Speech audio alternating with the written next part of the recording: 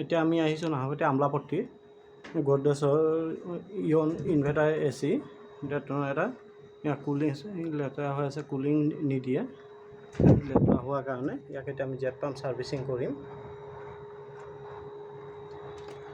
এচিটো কিমান লেতেৰা হৈছে প্ৰথম চাই লওঁ। নেটখিনি তেখেতে নিজেই চাফা কৰিছিলে, বতাহ অলপ নাই ক'ব পৰা যায়।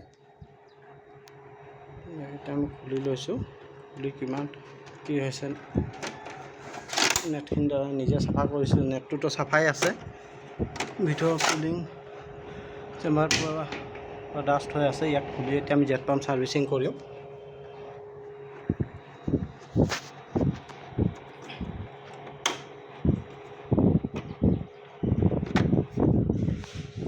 এইটো খুলি দিয়া হ'ল। এতিয়া এচিটো চলাই কুলিংটো চেক কৰিলোঁ, এচিটো অফ কৰি লওঁ।